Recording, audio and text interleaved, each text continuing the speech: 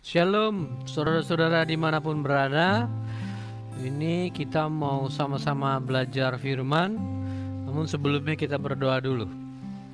Dimanapun saudara berada, kita berdoa fokus kepada Tuhan. Kita lembutkan hati, karena kita mau belajar mengenal kehendak Tuhan. Bapa Surgawi yang kami muliakan di dalam nama Yesus Kristus, kembali kami Tuhan bersatu hati. Kami dimanapun yang berada, kiranya kami melembutkan hati, kami mau belajar firman Tuhan, supaya Roh Kudus memimpin, memberikan pemahaman pengertian kepada setiap kami, agar kami mengerti akan kehendak-Mu, sehingga bukan lagi tafsiran atau pengertian kami, tetapi Roh Kudus yang akan menuntun setiap kami, sehingga kami mampu melakukannya dalam kehidupan kami. Semakin hari semakin kami serupa seperti Kristus. Sembunyikan hamba di balik salib-Mu, hormat kemuliaan hanya milik-Mu Tuhan.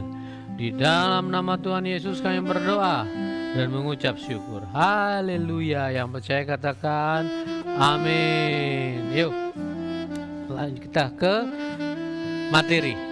Kita mau belajar firman Tuhan sama-sama mengenai kasih karunia Allah, ya, kasih karunia Allah. Di sini dikatakan sejak awal penciptaan, sesungguhnya Allah menciptakan semuanya baik. Nah, sampai di sini, saudara-saudara sekalian dimanapun berada, kalau kita buka Alkitab di Kejadian 1 itu dari awal semua itu pasti semuanya baik. Coba boleh minta tolong Alkitab Kejadian 1 aja, coba ke ayat yang ke-10-nya lah. Ke-1 ayat 10-nya. Sebenarnya banyak ayat-ayatnya dan semuanya baik. Lalu Allah menamai yang kering itu darat, dan kumpulan air itu dinamainya laut. Allah melihat bahwa semuanya baik. Jadi Allah menciptakan semuanya baik. Yuk kembali ke materi. Semuanya baik, ya. Namun oleh karena ketidaktaatan Adam dan Hawa, karena manusia bertindak menurut kehendak sendiri. Karena manusia ketika itu ingin menjadi Tuhan atas dirinya, maka manusia jatuh dalam dosa. Oleh karena apa? Keinginan tidak berdaya oleh apa yang dilihatnya. Itu sehingga mereka mengabaikan perintah Allah. Jadi oleh karena apa yang dilihat si manusia itu baik, sehingga mereka mengabaikan perintah Allah. Coba di Kejadian 2 dulu yuk, ayat 17. Kejadian 2 ayat 17, di mana Allah melarang untuk makan buah pohon. Buah dari pohon pengetahuan itu. Tetapi pohon pengetahuan tentang yang baik yang jahat itu, janganlah kau makan buahnya. Sebab pada hari engkau memakannya, pastilah engkau mati. Nah, jadi ini Allah sudah melarang. Sudah melarang kita manusia itu, si Adam dan Hawa itu, untuk tidak memakan buah. Untuk yang lain-lainnya boleh, bahkan pohon kehidupan pun boleh dimakan. Tetapi buah yang dari pohon pengetahuan itu jangan dimakan. Tetapi apa yang terjadi saudara-saudaraku? Yang terjadi itu adalah si Hawa. Yuk ayat 6 ya, Kejadian 3 ayat 6. Si Hawa melihat buah dari pohon pengetahuan itu baik untuk dimakan. Kejadian 3. Ini perempuan itu melihat bahwa buah pohon itu baik untuk dimakan dan sedap kelihatannya. Lagi pula pohon itu menarik hati karena memberi pengertian. Nah, karena si Hawa itu melihat, jadi saat itulah ketika manusia menggunakan pengertiannya, manusia melihat segala sesuatu dari sudut pandangnya manusia itu sendiri, maka manusia jatuh ke dalam dosa. Nah itu. Nah, makanya setiap kita hari-hari ini ketika kita sudah belajar firman, jangan sekali-kali kita menggunakan pengertian kita sendiri. Jangan kita melihat segala persoalan menurut sudut pandang kita sebagai manusia. Karena kita bisa salah mengambil keputusan, kita bisa jatuh ke dalam pencobaan, kita bisa jatuh ke dalam dosa. Ini contoh dari Alkitab, kisah Hawa dan Adam, ya kan? Hawa itu melihat, karena belum lagi diintimidasi atau digoda oleh si iblis. Coba baca ayat sebelumnya, Kejadian 3 ayat 2-nya. Ini kan ayat 6, ayat 2-nya, mundur aja.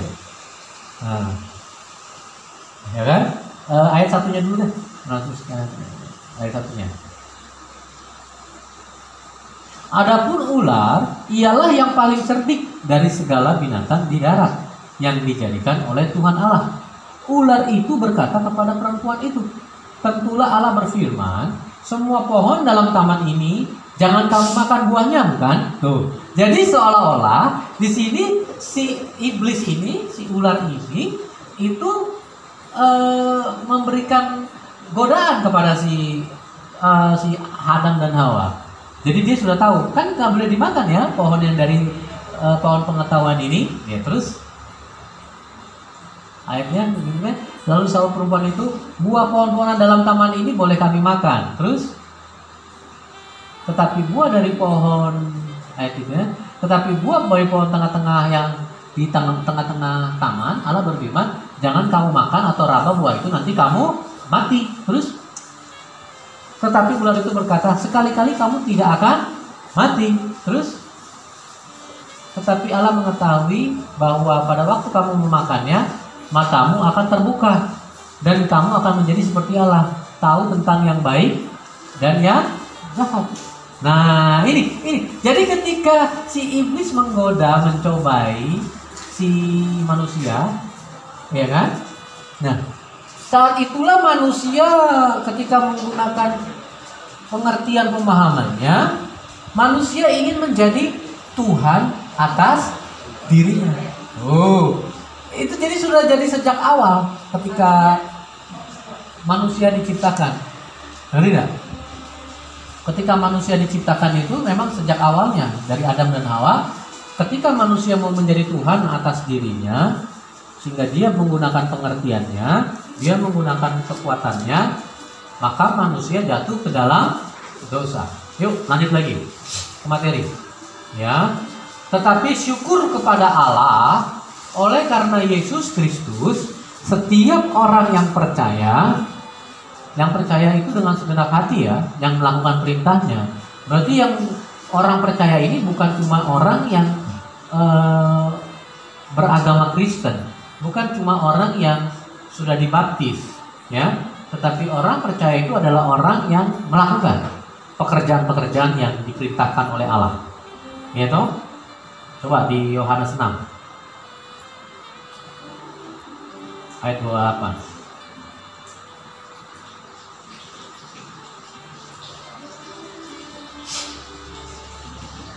Kata mereka kepadanya, ini murid-murid Yesus nih bertanya kepada Yesus, apakah yang harus kami perbuat supaya kami mengerjakan pekerjaan yang dikehendaki oleh Allah?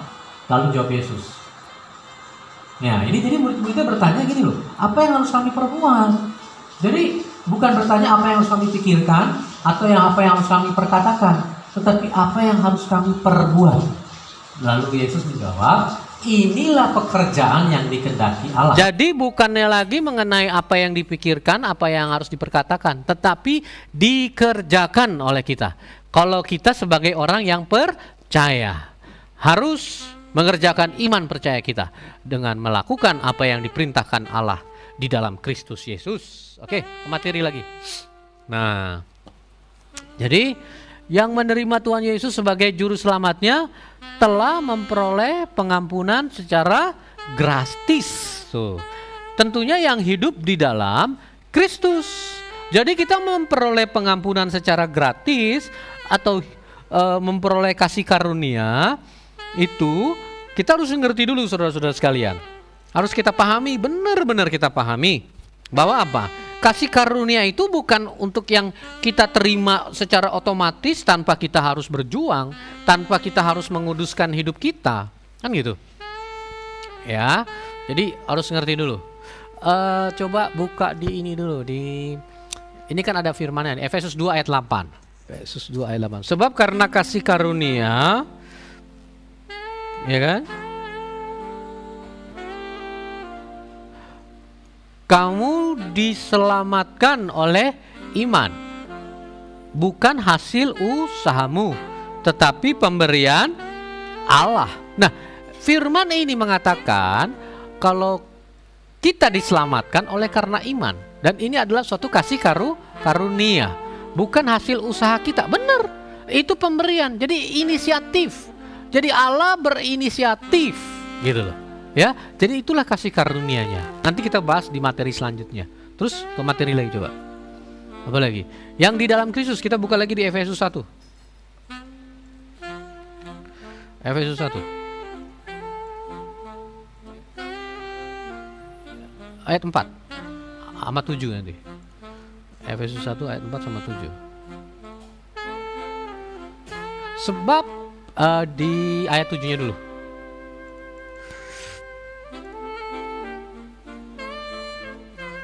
Sebab di dalam Dia dan oleh darahnya kita beroleh penebusan, yaitu pengampunan dosa. Tuh, di dalam Dia. Gitu loh. Jadi saudara-saudara sekalian, kita harus memahami, dikatakan di dalam Dia, di dalam Kristus, oleh darahnya Kristus kita beroleh penebusan, yaitu pengampunan dosa menurut kekayaan kasih karunia-Nya. Jadi orang-orang yang harus hidup di dalam Kristus lah, maka oleh darah Kristus kita beroleh penebusan. Nah, yang di dalam Kristus itu bukan hanya orang yang beragama Kristen yang sudah dibaptis, yang setiap hari Minggu ketemu di pertemuan-pertemuan rohani, tetapi tidak melakukan perintah-perintahnya. Bukan seperti itu. Yang di dalam Dia adalah orang-orang yang melakukan segala sesuatunya sesuai dengan firman. Orang-orang yang wajib hidup seperti Kristus. Gitu loh. Jadi bukan orang beragama, tetapi Kristen, artinya murid-murid Kristus seperti Kristus. 1 Yohanes 2 ayat 6. Gitu loh.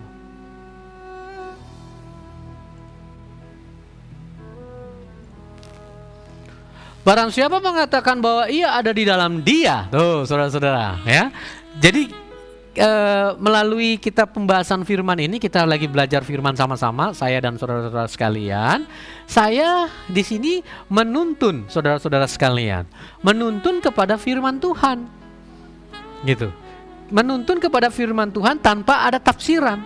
Tetapi apa yang dikatakan firman, dengan setiap kita melembutkan hati, mau tidak mau kita harus mengerti, memahami dan melakukannya dengan tuntunan dari Roh Kudus. Tapi kuncinya itu adalah melembutkan hati, supaya Allah berdaulat, supaya Roh Kudus memimpin hidup kita, sehingga kita mau melakukan firman itu sendiri, ya. Jadi yang membuat kita tidak bisa berbuah, yang tidak bisa hidup seperti Kristus adalah karena kekerasan hati kita, gitu loh. Jadi saya sama Bapak Ibu saudara sekalian itu sama. Yang bedanya saya cuma apa? Saya dipanggil dan saya mau merespon panggilan itu. Jadi sebetulnya sama, saya bisa jatuh dalam dosa, jatuh dalam pencobaan, gitu kan.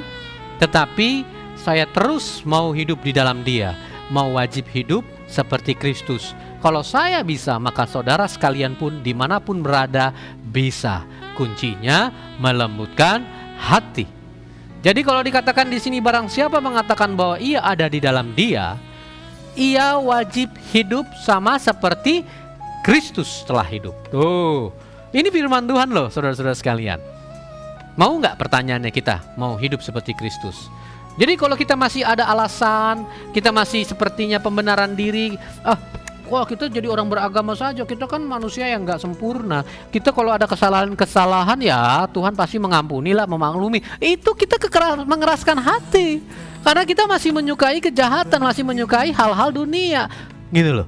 Tanpa sadar ya kita memang menjauh dari Tuhan. Orang firman sendiri kok yang mengatakan wajib hidup seperti Kristus. Yuk kita lembutkan hati dong. Lembutkan hatilah supaya kita bisa melakukannya. Kan gitu. Yuk lanjut lagi ke materi. Ya.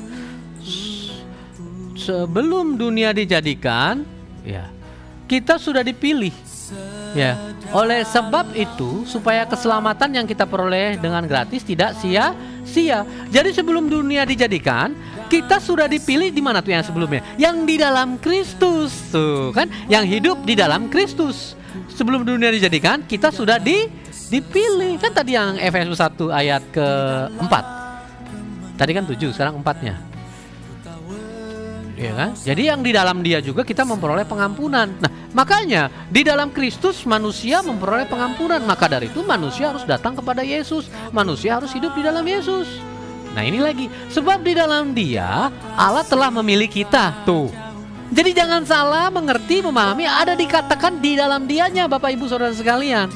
Terkadang kita mengartikan cuma dikata, wah, Allah telah memilih kita nih sebelum dunia dijadikan. Nah itu, langsung kita bilang, oh dengan saya sudah beragama Kristen, saya sudah ke gereja, saya sudah kasih persembahan apapun itu, ya kan? Oh aku udah dipilih nih, udah ditentukan, aku masuk kerajaan sorga. Waduh, nggak gitu, ya kan? Di dalam Dia. Jadi yang sudah ditetapkan itu adalah Allah itu sendiri yang menjadi manusia, yaitu Yesus Kristus. Jadi Yesus Kristus telah mati, telah menang atas maut. Makanya manusia-manusia yang lain, yaitu dunia, yang masih hidup di dunia, harus datang kepada Yesus, harus hidup di dalam Yesus Kristus. Maka apa?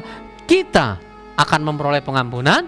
Maka setiap kita yang menguduskan Tuhan Yesus di dalam hidupnya, kita apa? Kudus, tak bercacat di hadapannya. Begitu. Jadi di sini harus mengerti benar dulu. Di dalam Yesus. Jadi Yesus yang sudah ditetapkan, yaitu adalah Allah sendiri, firman Allah yang menjadi manusia. Sudah ditetapkan supaya untuk meneladani setiap umat, ya. Supaya apa? Kita kudus tuh. Jadi gini Bapak Ibu, kalau ada kita punya pengertian, oh kita nggak bisa kudus, itulah tipu daya iblis.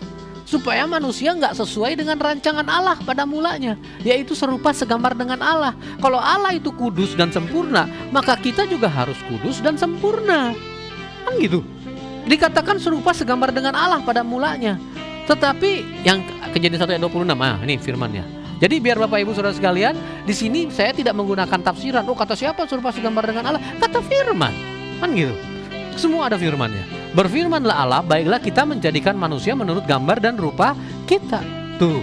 Jadi untuk serupa segambar itu pada mulanya Allah menciptakan manusia demikian. Tetapi karena tadi manusia mau menjadi Tuhan atas dirinya, maka manusia jatuh ke dalam dosa. Hilanglah itu kemuliaan Allah.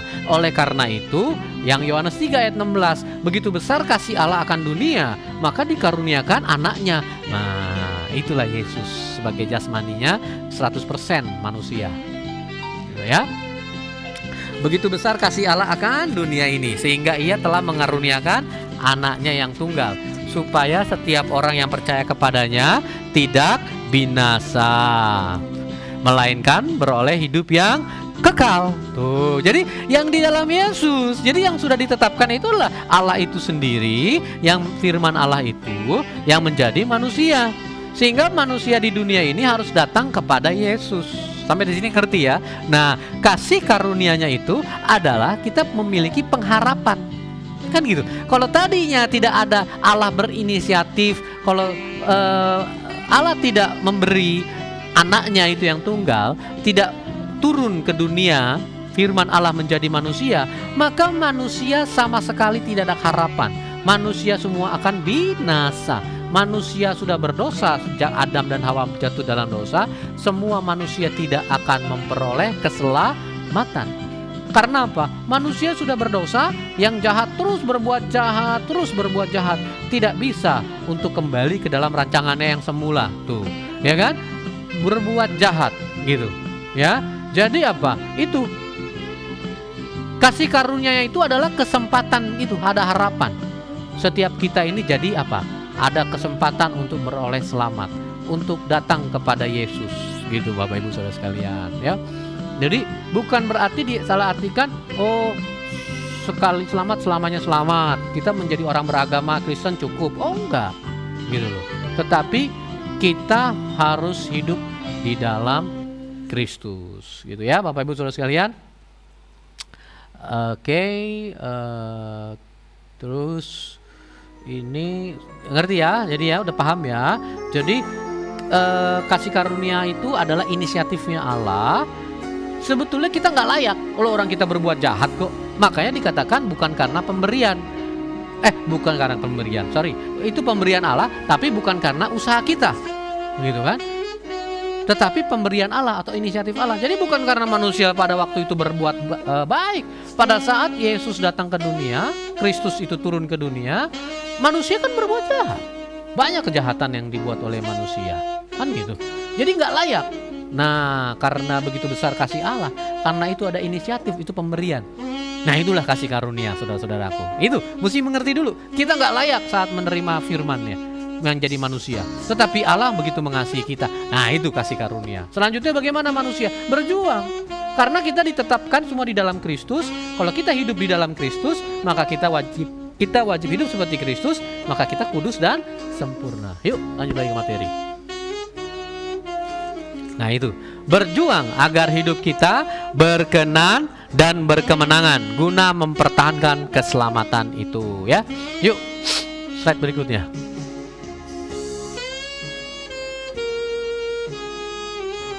Yuk.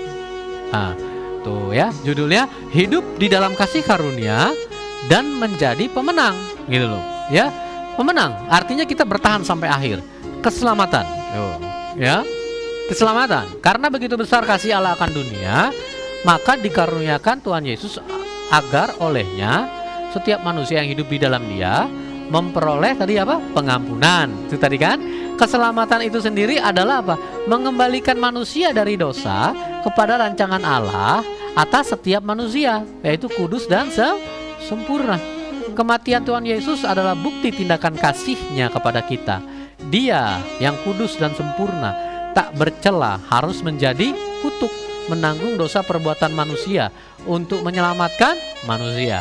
Hidup dalam kasih karunia sudah dibebaskan dari segala kutuk, dari segala dosa, bukan karena usaha kita, tetapi kasih karunia Tuhan. Nah, itu yang tadi saya jelaskan. Kita sebetulnya nggak layak, kita sudah berdosa, ya kan? Dosa sudah menjalar ke semua orang. Roma 5 ayat 12. Roma 5 ayat 12. Dosa sudah menjalar ke semua orang. Bahwa apa? Kita berdosa. Itu dari nenek moyang, dari leluhur Adam dan Hawa sudah berdosa. Nah, sama seperti dosa telah masuk ke dalam dunia oleh satu orang, dan oleh dosa itu juga maut, demikianlah telah menjalar kepada semua orang, karena semua orang telah berbuat dosa. Itu ya. Oke, lanjut lagi. Terus slide berikutnya. Oke, siapakah yang diselamatkan? Nah, dunia. Allah mengasihi dunia, nggak dibilang Allah mengasihi orang-orang beragama Kristen. Oh, enggak. Allah mengasihi dunia. Makanya tadi yang Yohanes 3 ayat 16 kan, Ayah mengasihi dunia. Maka dari itu apa? Setiap kita yang sudah beragama Kristen, kita harus menjadi murid Kristen, murid Kristus, yaitu Kristen jadinya. Hidup seperti Kristus. Jadi bukan menjadi orang beragama. Ya kan? Gitu. Jadi itu adalah inisiatifnya Allah, ya. Kasih karunia itu inisiatif. Lalu apa? Butuh respon manusia untuk memperoleh kasih karunia Allah itu. Dengan adanya harapan, ya, ada harapan, ada kesempatan kita untuk memperoleh kasih karunia itu, maka manusia itu harus apa? Meresponnya dengan benar, yaitu apa? Percaya kepada Yesus. Nah, kalau percaya sama Yesus berarti apa? Mempekerjakan, melakukan apa yang menjadi perintah-perintahnya. Ya, jadi bukan cuma sekedar di pikiran kita, oh saya ini beragama Kristen nih, so saya selamat. Saya cuma melakukan apa yang saya bisa lakukan. Kalau ada kekurangan, ada kelemahan, ketidaksempurnaan, Allah pasti mengertilah, Allah pasti memaklumilah, Allah pasti mengampunilah. Loh, nggak bisa gitu. Karena firman Tuhan katakan, kuduslah kamu sebab aku kudus. Oh, ya kan? 1 Petrus 1 ayat 16. Jadi ada tertulis, kuduslah kamu sebab aku kudus. Ini kan perintah. Jadi nggak ada pilihan, saudara-saudaraku. Kuduslah kamu sebab aku kudus. Itu perintah loh. Kita harus hidup kudus, gitu. Terus Matius 5 ayat 48. Matius 5 ayat 48. Karena itu haruslah kamu sempurna, sama seperti Bapamu yang di sorga adalah sempurna. Ini juga firman Tuhan toh, ya kan? Perintah. Jadi bukan pilihan. Manusia tidak bisa milih, nggak bisa milih dalam hal firman ini loh, ya kan? Jadi kalau manusia mau hidup di dalam Kristus, pasti kita harus mengerjakan firman ini dalam hidup kita, gitu, maka kita harus sempurna, gitu. Sama seperti Bapa di sorga adalah sempurna. Terus ke materi. Nah, siapakah yang akan diselamatkan? Itu orang yang percaya, orang yang meninggalkan manusia lama, orang yang mengasihi Tuhan, orang yang menyangkal diri dan pikul salib, orang-orang yang berbuah dan berdampak. Kelima-limanya ini adalah syarat-syarat orang-orang yang mau menjadi murid Kristus, yaitu berarti Kristen yang sesuai kehendak Allah. Jadi kalau percaya itu tadi, percayanya harus dikerjakan, yang Yohanes 6 tadi ayat 28. Lalu kita juga harus meninggalkan manusia lama, ya kan? Meninggalkan manusia lama berarti kita mematikan kedagingan. Makanya kita harus lahir baru. Orang yang lahir baru itu berarti mematikan dagingnya, gitu loh. Ya, matikan dagingnya. Makanya dikatakan di Yohanes 3 ayat 3. Coba boleh. Yohanes 3 ayat 3. Aku berkata kepadamu, sesungguhnya jika seorang tidak dilahirkan kembali, ia tidak dapat melihat kerajaan Allah. Gitu loh. Jadi makanya kalau kita mau melihat kerajaan Allah, kita mau sampai kepada surga, sampai kepada kerajaan Allah, atau kita dapat melihat kebenaran dalam kehidupan kita, kita mau mendatangkan kerajaan Allah ke bumi ini, ke dalam kehidupan kita, maka kita harus lahir kembali. Lahir kembali berarti apa? Mematikan daging kita. Kolose 3 ayat ke-5. Nanti baru ke-10. Langsung ke-10. Kolose 3 ayat 5. Ya kan? Lahir kembali itu artinya bukan berarti kita di rewind gitu loh. Oh, kembali ke dalam kandungan ibu kita. Oh enggak, seperti yang pertanyaan itu. Di Yohanes 3 tadi ayat 4-nya ini kan bertanya tuh. Ya kan? Apakah kita harus kembali lagi ke dalam kandungan ibu? Bukan. Pengertiannya apa? Kita mematikan dalam diri kita apa? Segala sesuatu yang duniawi. Segala sesuatu yang duniawi. Tuh. Ya, kita matikan gitu. Jadi kematian manusia yang pertama, makanya saya berkata mati 2 kali. Kematian yang pertama itu adalah mati secara apa? Secara daging, mematikan kedagingan. Jadi segala sesuatu yang duniawi di dalam diri kita, kita matikan. Gitu loh. Ya, kita matikan segala sesuatu yang duniawi. Tuh, ayat 10-nya. Dan telah mengenakan manusia baru yang terus-menerus diperbaharui untuk memperoleh pengetahuan yang benar menurut gambar Khaliknya. Jadi mengenakan manusia baru yang terus-menerus, gitu loh. Ya, oke. Terus slide berikutnya. Meninggalkan manusia lama. Terus mengasihi Tuhan, Yohanes 14 ayat 15. Yohanes 14 ayat 15.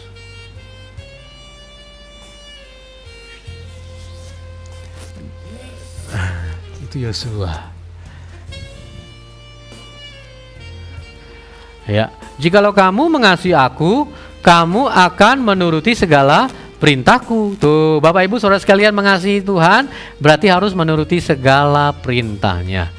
Jadi tidak ada pengkotak-kotakan, segala perintahnya kita harus turuti. Terus materi lagi. Tadi mana? Mengasihi, menyangkal diri dan pikul salib. Matius 16 ayat 24.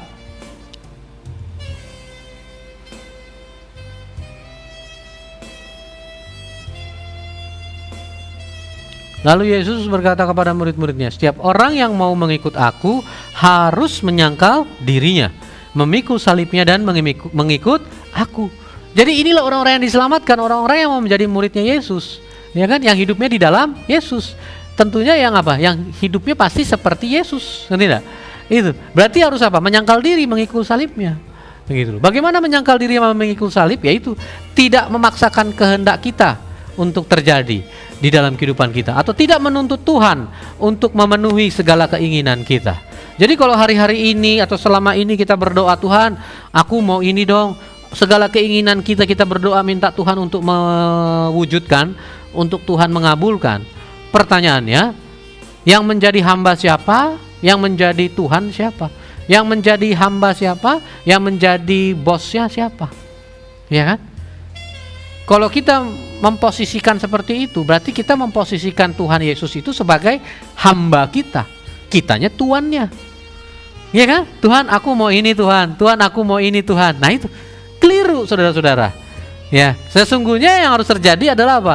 Tuhan, biarlah kehendak-Mu yang jadi dalam hidupku. Dan apa yang menjadi kehendak-Mu, Roh Kudus memampukan aku untuk melakukannya di dalam kehidupan aku, sehingga kehendak-Mu terjadi di dalam hidupku.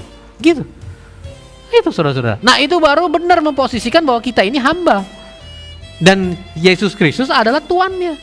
Dia adalah Tuhan kita. Dia adalah bos kita. Dia adalah Raja.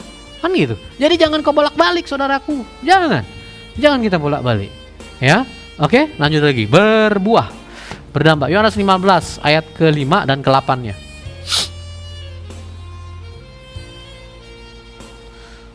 Yohanes YOH. Akulah pokok anggur dan kamulah ranting-rantingnya. Barang siapa tinggal di dalam aku dan aku di dalam dia, ia berbuah banyak. Sebab di luar aku kamu tidak dapat berbuat apa-apa. Nah, kalau setiap kita yang di luar Yesus, pasti kita akan binasa. Ya kan? Meskipun kita bisa memperoleh kekayaan karena kita hebat, karena kita pintar, karena kita rajin, karena kita ulet, karena kita giat bekerja, ya kan? Kita akan kaya, tetapi akan binasa. Semua ini akan binasa, di dunia ini semua binasa. Ya kan? Makanya kita tidak bisa berbuat apa-apa. Gitu loh. Tidak ada kekekalan dalam hidup kita. Oke, ayat 8-nya. Dalam hal inilah Bapakku dipermuliakan, yaitu jika kamu berbuah banyak, dan dengan demikian kamu adalah murid-muridku. Tuh, kita adalah murid-muridnya. Ya, jadi seperti Kristus. Itu ya. Jadi inilah orang-orang yang akan diselamatkan, yaitu adalah kelima syarat ini. Oke, yuk slide selanjutnya.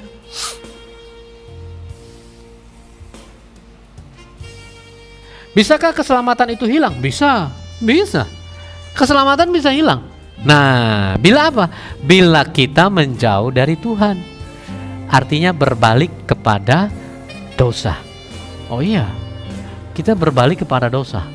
Ya, adalah orang-orang yang memilih untuk memuaskan keinginan daging mereka. Keinginan daging bertentangan dengan Allah, sehingga cenderung menjauh dari Allah yang adalah terang. Sulit menyangkal diri, lebih taat kepada manusia daripada Allah. Nyaman dengan kondisi yang serba baik-baik saja, ya kan?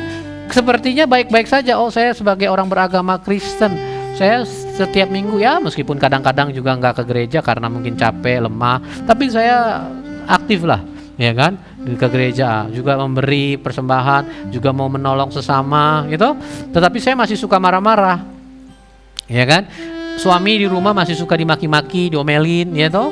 Terus sama anak-anak juga, ibu-ibu masih suka ngomel-ngomel, ya, masih suka kata-kata kasar, gitu loh. Terus suami-suami juga demikian, sama istri juga berlaku kasar, menjalankan rumah tangganya cuma formalitas, ya kan? Oh, nggak mau cerai karena sudah ada firman nggak boleh cerai, tetapi nggak mencintai istri dengan segenap hatinya, ya kan? Tetapi di luar sana masih punya selingkuhan, melirik wanita lain, gitu loh. Nggak serupa seperti Kristus, menjadi orang beragama, ya kan? Nah, sepertinya semuanya baik. Oh, anak-anaknya udah dewasa, udah punya anak, kehidupan ekonominya baik, semua tercukupi. Sudah, sepertinya semua baik-baik saja. Tuh, ya kan? Nah, ini kita harus hati-hati. Keselamatan itu bisa hilang, gitu. Kalau kita tidak mau mendekat kepada Tuhan, gitu loh. Yakobus 4 coba, ayat ke-8-nya.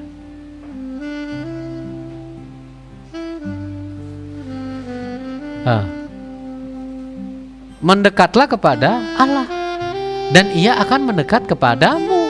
Tuh. Jadi kalau kita mendekat kepada Allah, Dia akan mendekat kepada kita.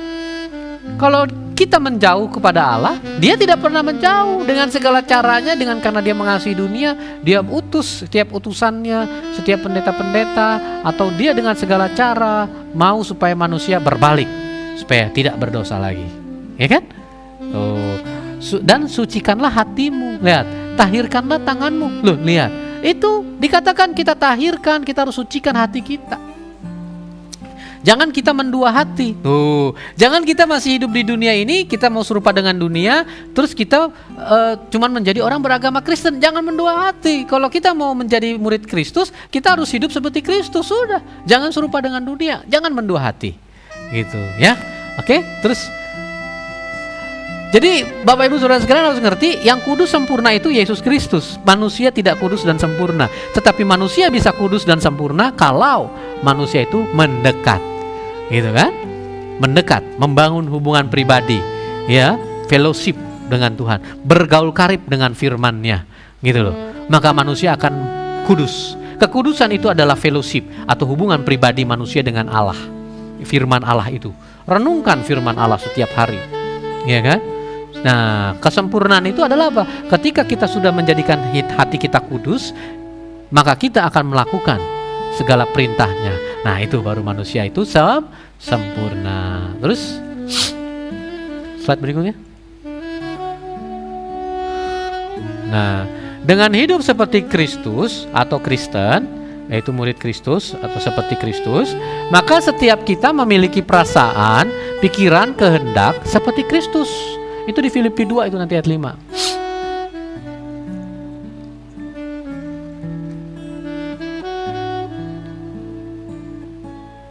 Hendaklah kamu dalam hidupmu bersama menaruh pikiran dalam hidupmu bersama dan hendaklah kamu dalam hidupmu bersama menaruh pikiran dan perasaan yang terdapat juga dalam Kristus Yesus tuh. Jadi kita berpikir memiliki perasaan seperti ya Yesus Kristus.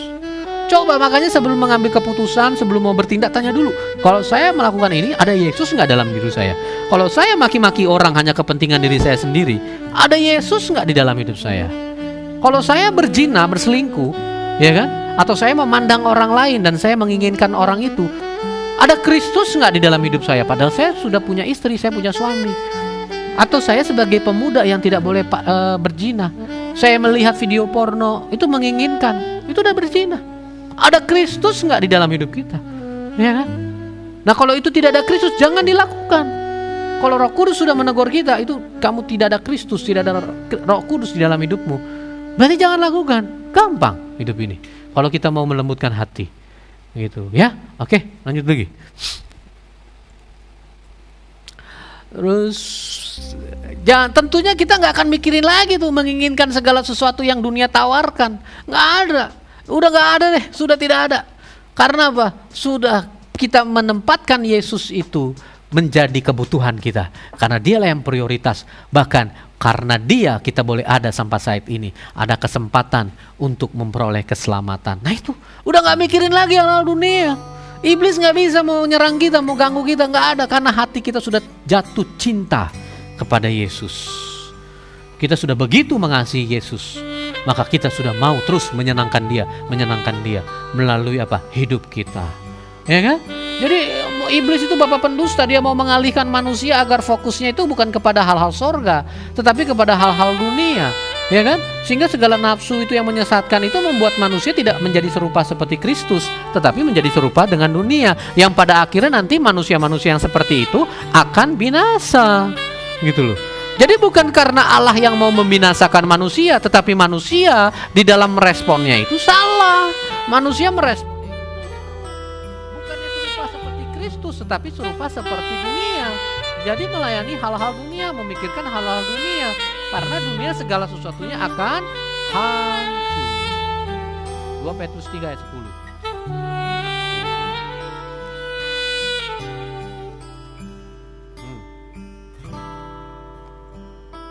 Tetapi hari Tuhan akan tiba seperti pencuri. Pada hari itu langit akan lenyap ya, dengan gemuruh yang dahsyat, dan unsur-unsur dunia akan hangus dalam nyala api, dan bumi dan segala yang ada di atasnya akan hilang lenyap.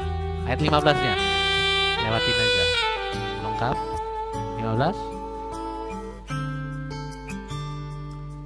Anggaplah kesabaran Tuhan kita sebagai kesempatan bagimu untuk beroleh selamat.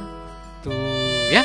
Oke, makanya setiap kita masih ada kesempatan. Kalau Yesus Kristus belum datang kedua kalinya, dunia ini masih berjalan, berarti adalah kesempatan. Karena Tuhan masih sabar supaya setiap manusia datang kepada Yesus yang adalah terang dunia, supaya terangnya menerangi kehidupan kita, supaya setiap kita memperoleh keselamatan. Oke?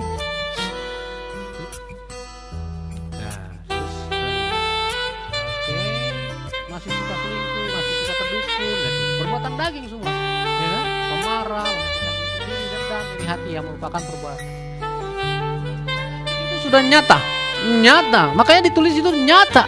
Sudah benar-benar terjadi, menggoda, hanyutkan manusia. Ya kan? Sehingga manusia sepertinya melakukan hal-hal itu biasa.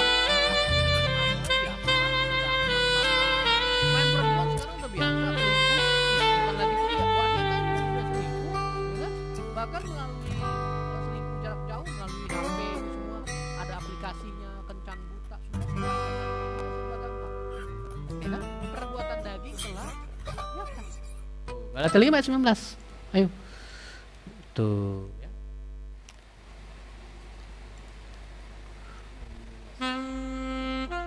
Perbuatan daging telah nyata, percabulan, cuma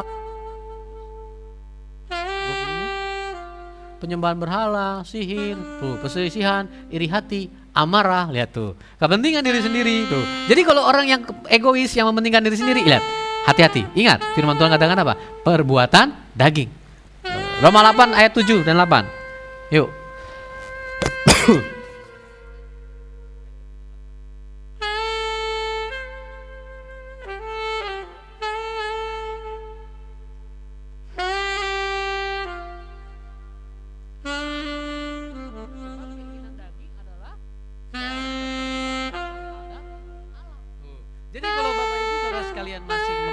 Sendiri berarti kita berseteru dengan Allah gitu.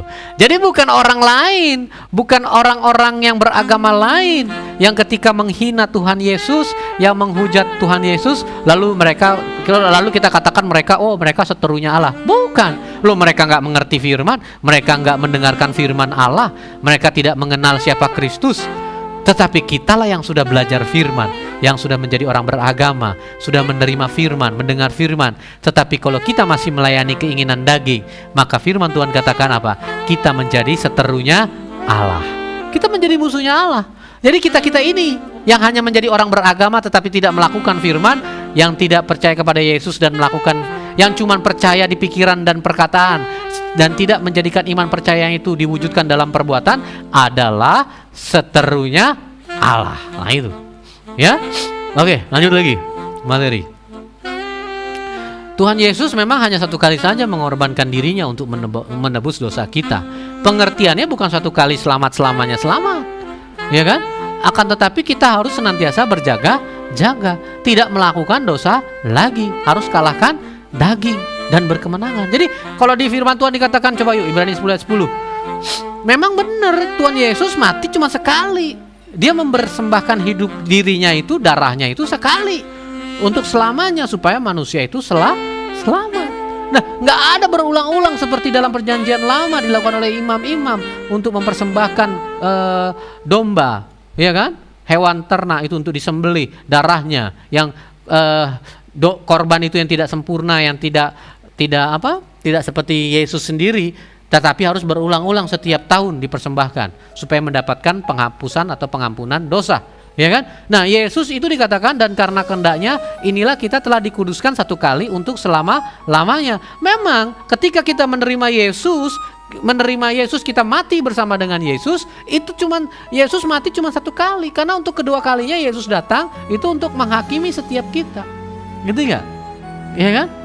Dia datang untuk apa? Menghakimi. Firman Allah akan yang menghakimi setiap kita. Kita harus mempertanggungjawabkan perbuatan-perbuatan kita. Gitu loh. Jadi bukan berarti kita ala kadarnya kita hidup hanya menjadi orang beragama, tetapi kita tidak mau hidup seperti Kristus.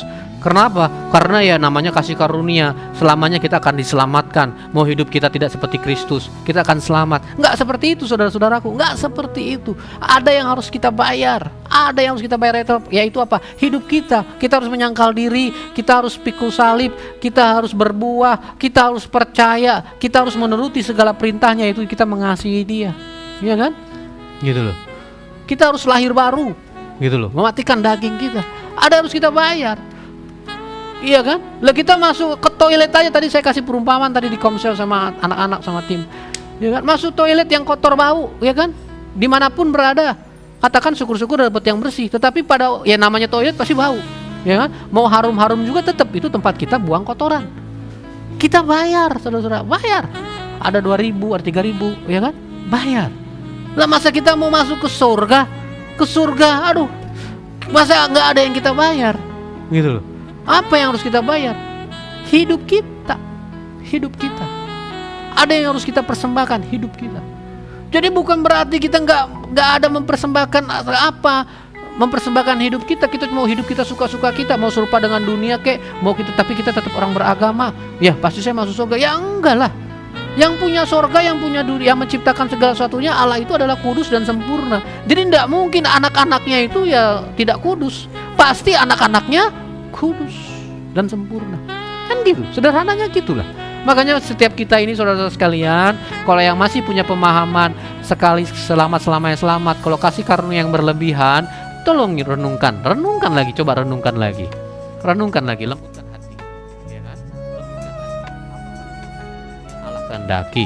Tetapi saudara-saudara sekalian, kalau masih mau tetap dengan pemahaman seperti itu, masih mau tetap menjalankan seperti apa yang sedang dijalankan pada saat ini, saya tidak memaksakan. Saya hanya melakukan bagian saya, menyampaikan firman, menuntun kepada firman, supaya kalau kita mau melembutkan hati, kita mau diubahkan, yuk kita hidup seperti Kristus, supaya kita bisa sampai kepada Bapa. Gitu, ya. Ini semua karena saya sudah menguji, saya melakukannya, saya merenungkan. Tetapi kalau saudara-saudara sekalian memang mengatakan saya salah, ya saya tidak apa-apa. Saya tidak memaksakan untuk ikut seperti apa yang saya tuntun, tetapi saya sudah memiliki kepastian buat diri saya untuk saya mau melakukan seperti ini, berjuang supaya saya mempertahankan keselamatan yang sudah saya terima secara cuma-cuma, adalah kesempatan, adalah suatu harapan di dalam Yesus. Maka saya harus berjuang, gitu ya, berjuang. Oke, yuk. Makanya kan di Filipi, coba Filipi 2 ayat 12, boleh. Filipi 2 ayat 12. Hai saudara-saudaraku yang kekasih, kamu senantiasa taat. Lihat, taat. Ketaatan itu butuh perbuatan, butuh ketekunan, butuh respon, butuh perjuangan, ketaatan. Jadi nggak terjadi otomatis, saudara-saudara. Dari sini aja, senantiasa taat. Karena itu tetaplah kerjakan keselamatanmu dengan takut dan gentar. Lihat, kerjakan keselamatan kita itu, ya, gitu loh. Yuk lanjut lagi. Materi, ya. Terus, namun untuk hidup berkemenangan agar memperoleh mahkota kehidupan diperlukan perjuangan. Iya. Usaha, pengorbanan, iya, itulah bayarnya. Kita membayar dengan hidup kita, itu pengorbanan. Rasul Paulus katakan hidup kita ini seperti dalam gelanggang pertandingan. 1 Korintus 9 coba ayat ke-27 deh kalau enggak. 27 atau 24 ya. Coba 27 dulu coba.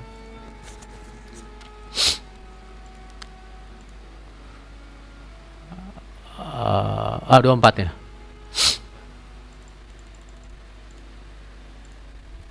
Nah, tidak tahukah kamu bahwa dalam gelanggang pertandingan semua peserta turut berlari, tetapi bahwa hanya satu orang saja yang mendapat hadiah. Karena itu larilah begitu rupa sehingga kamu memperolehnya. Lihat, larilah begitu rupa, gitu loh. Artinya kita harus berjuang. Kita juga di sini harus apa yang bisa kita kerjakan untuk Tuhan. Semuanya itu harus kita dasar dari firman Tuhan. Kerjakan segala sesuatu ya, berjuang, berkorban, semuanya untuk Tuhan. Kan gitu. Ya, oke, lanjut lagi materi. Slide berikutnya. Ya, berapa amat ini lagi? 3 lagi. Oke, hidup berkemenangan. Hidup berkemenangan adalah ketika kita itu serupa segambar dengan Allah atau di dalam Kristus. Senantiasa hidup mewujudkan kehendaknya. Tuh, jadi mewujudkan kehendaknya. Jadi bukan kehendak kita lagi, karena kita kan sudah menyangkal diri, ya kan? Nah, yaitu apa? Senantiasa hidup di dalam roh. Jadi bukan lagi memenuhi daging. Kalau senantiasa hidup di dalam roh, juga bukan berarti kita ngeroh. Bukan kita ngeroh melayang-melayang di udara, doa puasa, kita nggak kerja, tiba-tiba uang turun dari langit. Ya enggak. Atau kita lagi sakit penyakit, batuk pilek, ya kan, flu. Kita berdoa, doa puasa, pasti sembuh. Ya enggak gitu juga. Enggak. Jadi bukan seperti itu pengertiannya hidup di dalam roh. Tetapi hidup di dalam roh, dikatakan Yohanes 4 ayat 24, Allah itu adalah roh. Ya kan? Yuk, coba Yohanes 4 ayat 24. Allah itu roh. Barang siapa menyembah Dia harus menyembahnya di dalam roh dan kebenaran. Nah, firman juga katakan di Yohanes 1 ayat 1.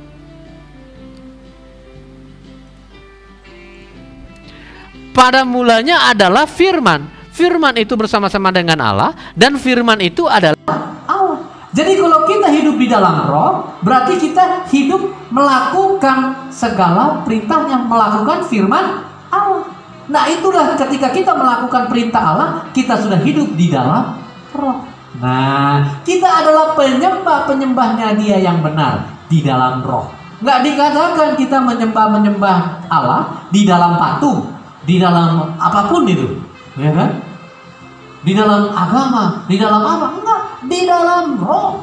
Makanya kita harus melakukan segala perintahnya, melakukan firman Allah, ya kan? Di dalam roh. Ketika kita melakukan firman-Nya, ketika kita mewujudkan kehendak-Nya, dengan kita mendapat tuntunan dari Roh Kudus, karena kita menerima Roh Kudus, roh yang dari Allah, untuk menuntun hidup kita, maka kita hidup di dalam roh dan kebenaran. Kebenaran itu siapa? Yesus. Kan Yesus bilang, akulah jalan kebenaran. Yohanes 14 ayat 6. Dan hidup. Jadi ketika kita hidup di dalam Kristus, kita sudah hidup di dalam roh dan kebenaran. Gitu. Sampai sini mengerti ya? Nah itu. Akulah jalan, kata Yesus, dan kebenaran dan hidup. Yuk. Ya. Yuk lanjut lagi ke materi. Tadi Pak, berjaga-jaga senantiasa, berdoa dan berpuasa. Makanya di Matius 26 ayat 41, berdoalah, daging itu lemah.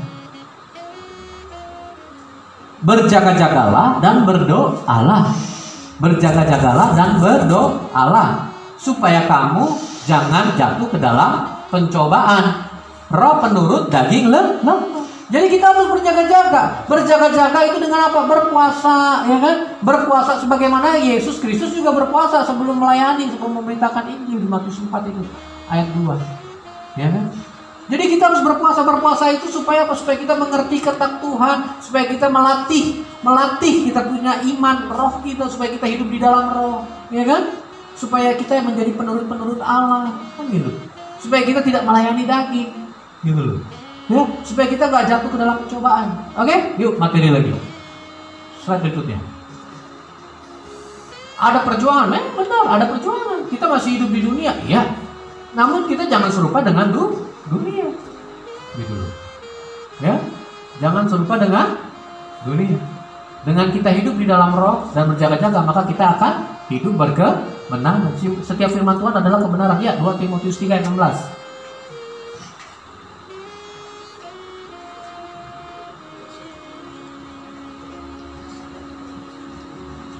Segala tulisan yang diilhamkan Allah memang bermanfaat untuk mengajar, ya, untuk mengajar, untuk menyatakan kesalahan, untuk memperbaiki kelakuan, dan untuk mendidik orang dalam kebenaran. Nah itu. Jadi setiap kita harus ngerti dulu, ya.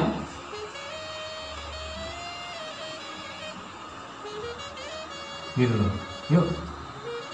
Slide berikutnya, materi.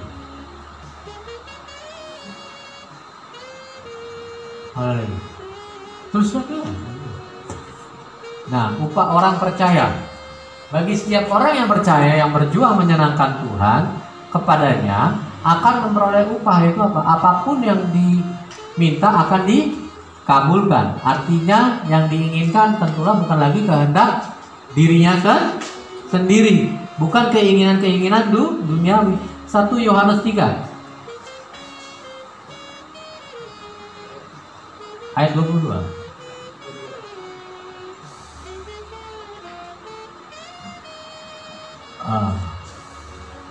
Dan apa saja yang kita minta, kita memperolehnya dari padanya, karena kita menuruti segala perintahnya dan berbuat apa yang berkenan kepadanya. Tuh, ya. Jadi mesti ngerti dulu di sini, setiap kita itu harus ngerti bahwa apa? Bahwa Kita mendapat upah di dunia ketika kita menyenangkan Dia. Dan tentunya kalau kita menuruti segala perintahnya, kita berbuat apa yang berkenan kepadanya, kita nggak punya keinginan yang aneh-aneh, ngerti nggak? Iya kan? Nggak punya keinginan yang aneh-aneh, gitu loh. Karena apa? Kalau kita berasal dari, coba buka dulu, kembali ke firman 1 Yohanes 3 ayat 1, coba ayo. Ayat 1 Yohanes 3, coba ayat 1. Coba, boleh dibaca 1 Yohanes 3. Lihatlah betapa besarnya kasih yang dikaruniakan Bapa kepada kita, sehingga kita disebut anak-anak Allah. Dan memang kita adalah anak-anak Allah. Karena itu dunia tidak mengenal kita, sebab dunia tidak mengenal Dia. Saudara-saudaraku yang kekasih, sekarang kita adalah anak-anak Allah. Tapi belum nyata apa keadaan kita kelak. Akan tetapi kita tahu bahwa apabila Kristus menyatakan dirinya, kita akan menjadi sama seperti Dia. Sebab kita akan melihat Dia dalam keadaannya yang sebenarnya. Setiap orang yang menaruh pengharapan itu kepadanya, menyucikan diri sama seperti Dia yang adalah suci. Tuh, lihat. Setiap orang yang menaruh pengharapan, lihat. Jadi kita semua ini menaruh pengharapan kan kepada Kristus. Berarti apa? Menyucikan diri, lihat. Jadi bukannya pasif, ngerti tidak? Bukan terjadi secara otomatis, ngerti tidak? Harus apa? Menyucikan diri. Tuh, menyucikan diri sama seperti Dia yang adalah suci. Tuh, perhatikan. Jadi bukan dari kasih karunia yang berlebihan, tetapi kasih karunia itu kita harus respon dengan benar. Yaitu apa? Kita harus menguduskan diri kita. Ngerti ya? Dengan mendekat kepada Dia, firman Allah. Ngerti ya? Terus berikutnya. Maksudnya materi firman harus dulu. Setiap orang yang berbuat dosa melanggar juga hukum Allah, sebab dosa ialah pelanggaran hukum Allah. Dan kamu tahu bahwa Ia telah menyatakan dirinya supaya Ia menghapus segala dosa, dan di dalam Dia tidak ada dosa. Di dalam Dia. Jadi yang di dalam Kristus. Bukan kita orang beragama Kristen yang tidak ada dosa. Yang tidak ada dosa. Tetapi yang di dalam Kristus yang tidak ada dosa. Terus? Karena itu setiap orang yang tetap berada di dalam Dia, lihat. Yang tetap berada di dalam Kristus, apa katanya? Tidak berbuat dosa lagi. Setiap orang yang tetap berbuat dosa tidak melihat dan tidak mengenal Dia. Orang yang masih tetap berbuat dosa nggak melihat dan nggak mengenal Kristus. Terus? Anak-anakku, janganlah membiarkan seorang pun menyesatkan kamu. Barang siapa yang berbuat kebenaran adalah benar, sama seperti Kristus adalah benar. Amin. Barang siapa yang tetap berbuat dosa berasal dari iblis, sebab iblis berbuat dosa dari mulanya. Untuk inilah anak Allah menyatakan dirinya, yaitu supaya Ia membinasakan perbuatan-perbuatan iblis itu. Untuk inilah makanya anak Allah menyatakan supaya iblis itu binasa. Makanya kita ini yang hidup di dalam Kristus, kita harus membinasakan iblis supaya tidak ada celah, supaya iblis tidak berkuasa atas kita dengan tipu dayanya, sehingga kita tidak menjadi serupa seperti Kristus, menjadi serupa seperti dunia. Nah itu iblis berhasil. Tetapi kalau kita menyucikan diri, menguduskan diri dengan mendekat terus kepada Tuhan, terus dan melakukan segala perintahnya, maka kita membinasakan juga perbuatan-perbuatan iblis. Terus setiap orang yang lahir dari Allah tidak berbuat dosa lagi, sebab benih ilahi tetap ada di dalam dia, dan ia tidak dapat berbuat dosa karena ia lahir dari Allah. Nah itu, karena kita lahir dari Allah di dalam Kristus, karena kita mau merespon dengan benar, kita mau hidup seperti Kristus, maka kita lahir dari Allah. Kalau kita yang tidak di dalam Kristus, maka kita lahir dari darah dan daging, ngerti nggak? Kita jadi anak-anak dunia, ngerti nggak? Nah itu, ya. Yuk lanjut lagi ayat 10-nya. Yuk. Inilah tandanya anak-anak Allah dan anak-anak iblis.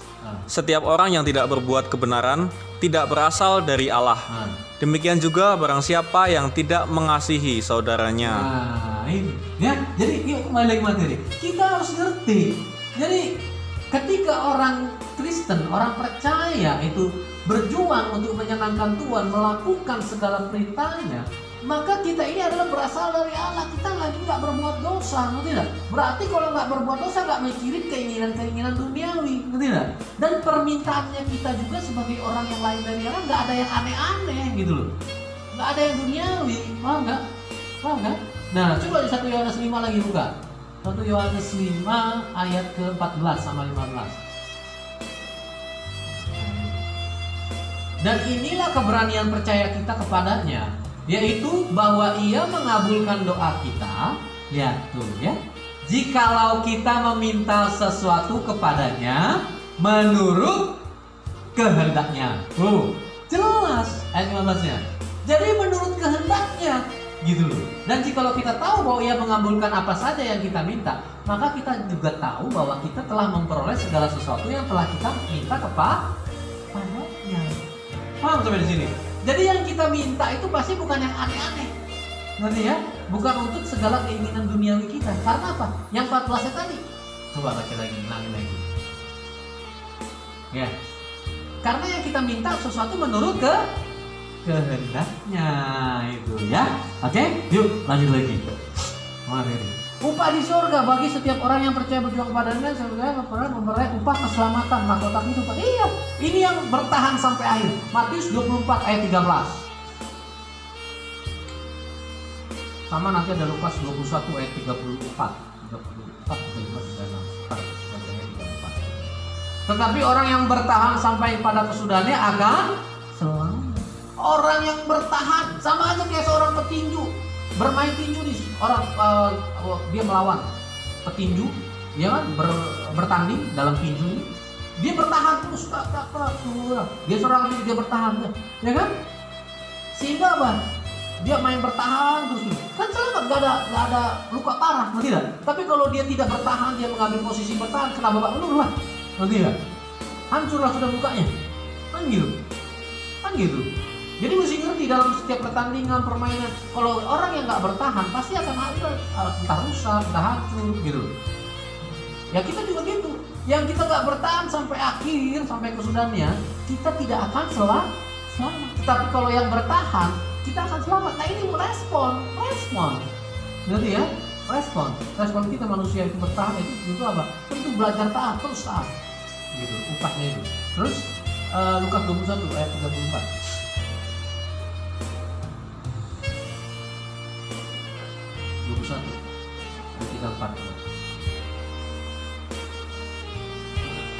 Jagalah dirimu supaya hatimu jangan syarat oleh pesta pora dan kemabukan serta kepentingan-kepentingan duniawi, dan supaya hari Tuhan jangan dengan tiba-tiba jatuh ke atas dirimu seperti suatu jerat. 35 ya. Sebab dia akan menimpa semua penduduk bumi ini. Terus jerat itu akan menimpa. Berjaga-jagalah senantiasa sambil berdoa supaya kamu beroleh kekuatan. Ya, kita harus berjaga-jaga supaya kamu beroleh kekuatan untuk luput dari semua yang akan terjadi itu, dan supaya kamu apa? Tahan berdiri, lihat, di hadapan anak manusia. Nah itu, ketika Yesus datang, hidup kita ini sudah berjaga-jaga, kita berdoa, maka kita tahan berdiri. Artinya kita tidak akan binasa, kita akan memperoleh keselamatan, akan dianugerahkan kepada kita. Nah itu ya. Oke, lanjut ke materi. Kesimpulan terakhir, untuk hidup berkemenangan sangatlah mudah diperoleh, dijalankan bila mana apa? Kita hidup senantiasa di dalam Roh. Berarti kita menuruti segala perintahnya. Berarti kita terus bergaul karib dengan firman-Nya. Dan juga kita terus berjaga-jaga. Gak susah, melembutkan hati, gak ribet. Tuhan kita itu bukan Tuhan yang ribet. Ya, Dia sudah menyediakan segala sesuatunya. Dia sudah turun ke dunia menjadi manusia. Allah yang menjadi manusia, yaitu Yesus Kristus, sudah memberikan teladan, tapi manusianya nggak mau datang sama Yesus. Itulah yang bikin manusia itu ribet, yang bikin manusia itu susah, yaitu adalah kita sendiri, manusia itu sendiri, karena tidak mau datang kepada terang dunia yang akan menerangi manusia ketika menjalani kehidupan. Lebih memilih untuk apa? Serupa dengan dunia, lebih memilih menurut pengertiannya baik menurut diri kita sebagai manusia. Nah itu seperti yang terjadi pada Adam dan Hawa. Kan gitu. Makanya itu dalam dosa. Gitu. Ya, saudara-saudara sekalian, hidup ini jangan kita persusah. Tetap ke sini ke firman Tuhan. Yohanes 3 ayat 16, nanti langsung ke 19. Ini mengingatkan tadi kan sudah dibuka. Kan yang begitu besar akan dunia mengaruniakan anaknya yaitu Yesus supaya setiap orang yang percaya tidak binasa melainkan beroleh hidup yang kekal. Ayat 19-nya. Dan inilah hukuman itu, terang telah datang ke dalam dunia, tetapi manusia lebih menyukai kegelapan. Manusia lebih menyukai kegelapan daripada terang, sebab perbuatan-perbuatan mereka jahat. Ngomongnya